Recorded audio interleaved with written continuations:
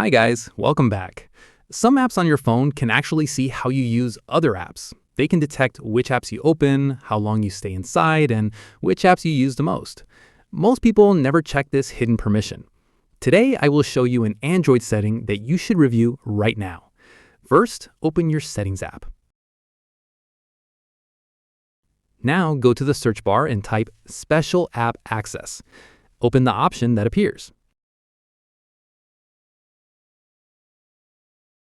Inside, you will see a setting called Usage Access. Open it. Now, here's what this feature means. Usage Access allows certain apps to monitor your app activity. It shows which apps you use, how often you use them, and how much time you spend on each app. It does not give access to your messages, photos, or private chats. It only tracks app usage behavior. After opening it, you will see a list of apps that have this permission enabled on your phone. Some of these are system apps. They need this permission for features like screen time reports, device health, and performance tracking. Now, here's the important part. Look carefully at the list.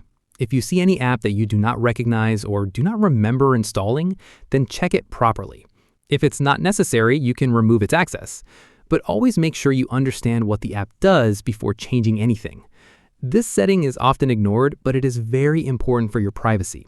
I recommend checking Special App Access at least once every month. It helps you stay in control of hidden permissions on your phone. If you found this helpful, then like the video and subscribe for more Android tips, privacy tricks, and hidden settings.